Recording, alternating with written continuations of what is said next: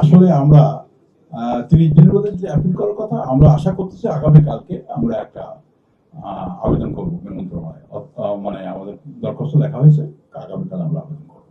এটা 30 দিনের মধ্যে যেটা করার কথা। সরকারকে আমরা জানাবো। আমরা আগেই মনে করছি, যেহেতু আপনাদেরকে ডাকছি, এটা আমরা জানানোটা কত মনে করছি। সরকার তো বাইপাস করে না, সরকার করে জানাচ্ছি, গণমাধ্যমকে জানাচ্ছি। কারণ বিষয়টা যেহেতু আমাদের এটা জাতীয় ইস্যুতে পরিণত হয়েছে, এই জন্য এটাকে আপনাদের মাধ্যমে আমরা জাতিকে জানাচ্ছি। ওইটা একটা রিপোর্ট তৈরি করছে গভর্নমেন্ট, আমাদের কোনো নির্দেশনা দেয়নি, কিন্তু একটা রিপোর্ট দিয়েছে আমাদের। সেই রিপোর্টের ভিত্তিতে আমরা একটা কমিটি তৈরি করছি, এক্সপার্ট কমিটি। তারা এটা দিচ্ছে।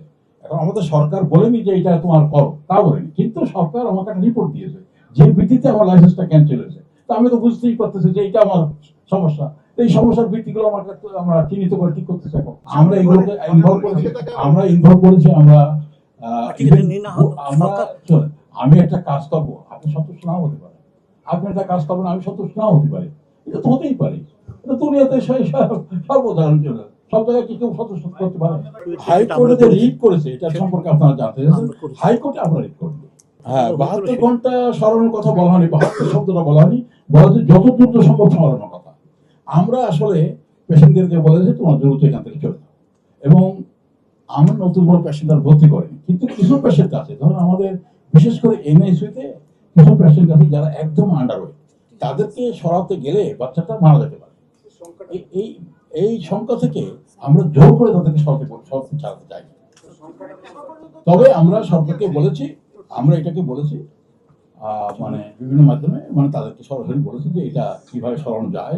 তাদেরকে বলতেছি বারে বারে যে বিভিন্ন জায়গায় যোগাযোগ করতেছি, আইসিইউতে আছে 5 জন, আর এনআইসিইউ যেটা বাচ্চাদের আইসিইউ, এনআইসিইউতে আছে 36 জন, আর শিশুতে আছে 6 জন, আর গানিতে আছে 9 জন, আর আদার্স আছে নাকি? হ্যাঁ, আদার্স কেবিন বা সার্জারিতে আছে একজন, এক দুজন আছে, ওটাতে রিপোর্ট। তারপরে হচ্ছে সরকার বলেছে যে পুরো ভবনটাই ব্যবহারের অনুপযোগী। সরকার বলেছে যে পুরো ভবনটাই ব্যবহার অনুপযোগী। এখন সরকার বলেছেন, আমরা চাচ্ছি যে এক্সপার্টের ওপিনিয়ন কি, যে আসলে এটা কি ঠিক, ঠিক হয় তাহলে বসে ভবনটা ফেলে ফেলতে হবে, আর যদি ঠিক না হয় তাহলে এটাকে কাজ করতে হবে। এখানে আমরা এটাকে এক্সপার্ট দিয়ে পুনরায় ভেরিফিকেশন করতেছি। যদি এটা তারা বলে যে এটা ঠিক, তাহলে আমরা সরকারকে জানাবো, যে আমাদের সেই এক্সপার্টের রেফারেন্স দিয়ে আমরা জানাতে পারি। একটা মানুষকে যে আপনি আমাকে বেঠিক বলতেছেন, ঠিক আছে না, ঠিক আছে আমি বেঠিক, আমাকে বলতেছেন যে আমার স্বাস্থ্য ভালো নেই, আপনি আমাকে বলতেছেন আমার হার্ট খারাপ, তা ঠিক আছে, আমার ডাক্তার বলতে ইসিজিটা করে নিয়ে আসো, ইটিটি করো, তারপরে যে তখন আমি ইটিটি দিয়ে ইসিজি নিয়ে আপনি ডাক্তার ভাই আপনি তো বলেছিলেন আমার হার্ট খারাপ, তো দেখেন আমার ইসিজি ঠিক আছে, ইটিটি ঠিক আছে, তা আপনি তখন কি বলবেন? এক্সপার্ট কমিটিতে গভর্নমেন্টের লোক আছে কিনা, এটা আপনারা একটা কোশ্চেন করছেন। এক্সপার্ট কমিটিতে গভর্নমেন্টের লোক, যদি গভর্নমেন্ট কোনো কমিটি না করে দেয় তার মধ্যে ওনারা থাকতে পারেন না। আমাদের নিজস্ব আমরা তো আপিলের ব্যাপারটা ভিন্ন। আমরা নিজস্ব আমাদের এই হাসপাতালের মানে উন্নয়নের জন্য, সংস্কারের জন্য আমরা তো পরিবর্তন করার জন্য তো কমিটি করতেই পারি। হাসপাতাল তো পরিবর্তন করতেই হবে, তাই না? এই হাসপাতাল তো ফেলে রাখলে হবে না, আয়োজক কালিকাটা পরিবর্তন করতে, তো পরিবর্তন করতে করতে আমি একা করতে পারবো না, উই নিড এক্সপার্ট কমিটি। ধরেন আমি আমাদের দেশের সাংবাদিকতার পরিবর্তন করবো, তো আমার সাংবাদিকদের নিয়ে একটা এক্সপার্ট কমিটি করা উচিত না। আইনি পদক্ষেপ আমরা এখন কোনো আইনি পদক্ষেপ নেই। আমরা চাই সরকার আমাদেরকে সহযোগিতা করবেন, আমরা সরকারের বিরুদ্ধে কোনো আইনি পদক্ষেপ নেওয়ার কোনো প্রত্যাশা করি না। আমরা চাই যে সরকার যে সমস্ত আমাদের মধ্যে গ্যাপ আছে সেটা ঠিক করে আমাদের ভিতরে আবার লাইসেন্স পুনরায় ফিরে পাবো, এটাই প্রত্যাশা।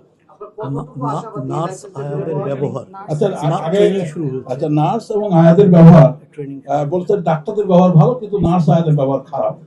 এটা বাংলাদেশের সমস্যা, এটা নট অনলি আর্থিক সমস্যা।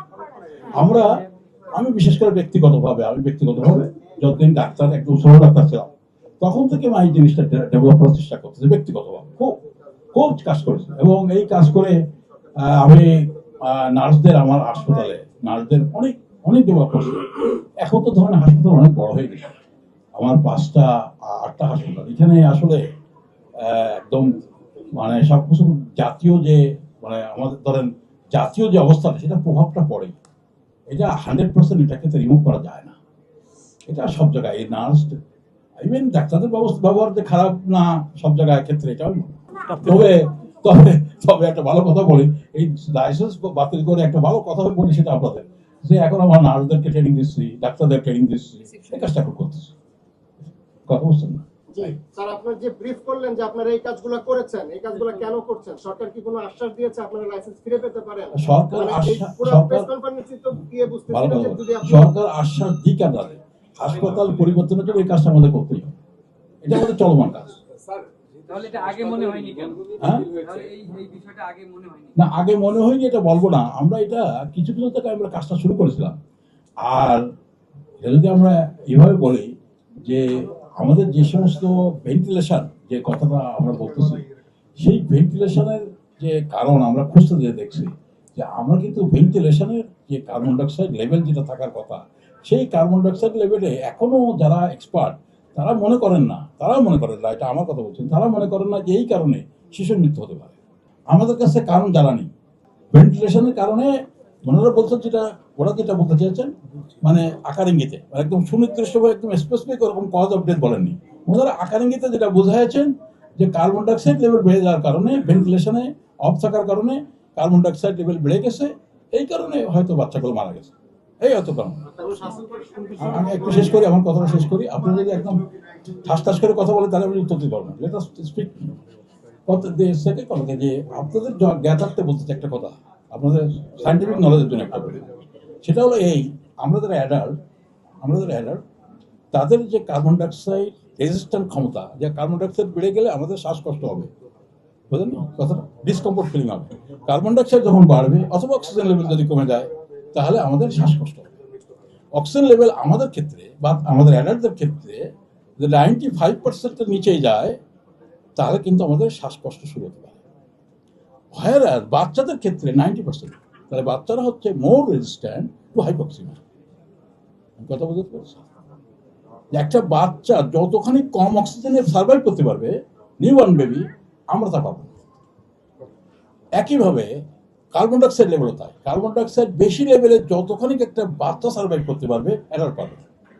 এই জন্য এগুলো ডিফিকাল্ট টু এক্সপ্লেইন। এ হচ্ছে সায়েন্টিফিক কথা। এখন I don't know the reason, but বাচ্চাগুলো মারা গেছে, এটা খুব দুঃখজনক এবং বেদনাদায়ক জাতির জন্য, আমার জন্য, আমার হাসপাতালের জন্য।